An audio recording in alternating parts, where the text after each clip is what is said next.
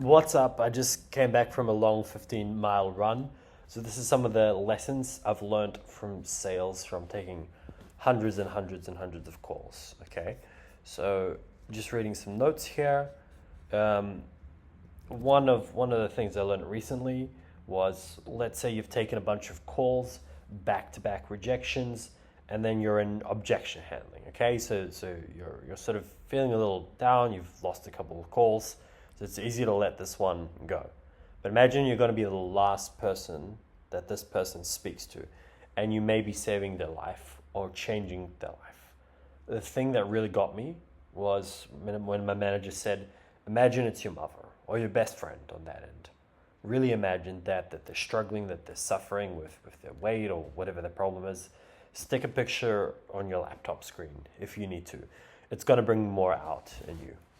The second point is lesson is that some people are going to be in self-denial about this situation. So you need to empathetically challenge them.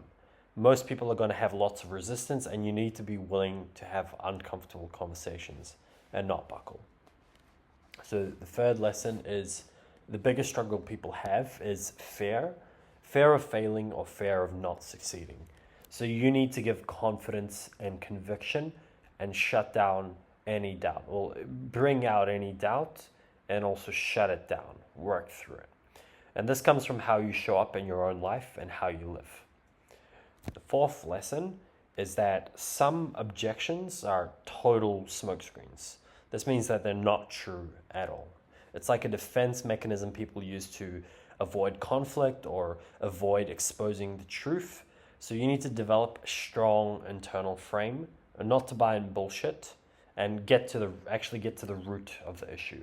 Without this frame, you'll get steamrolled. So you really need to sit down and reflect, like after your calls or outside of your calls, reflect on what the prospects are telling you, whether it makes sense, how they're saying it. So oftentimes the sub-communication with their tonality or their energy is a telltale.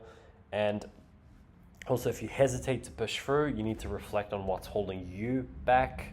So a lot of sales leaders talk about the difference between being nice and kind. So being nice is like letting someone show up to a family dinner with stinky breath because you don't want to call the person out, and then everyone suffers and this person looks like a fool. Now, being kind is quietly bringing it up, giving them a mint, and giving them the opportunity to brush the teeth. Okay, so it's obviously unpleasant, but it's for the greater good, right? And the fifth lesson is with tripwire offers, like upsell offers, which aren't super obvious that coaching is being sold or high ticket is being sold.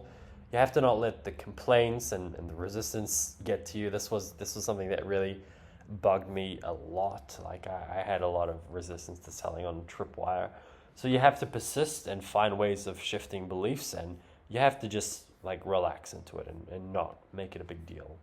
Okay. So yeah, these are 5 lessons. I've learned many, many more things. I've gained a lot of experience, a lot of conversational flexibility, but these are just some things.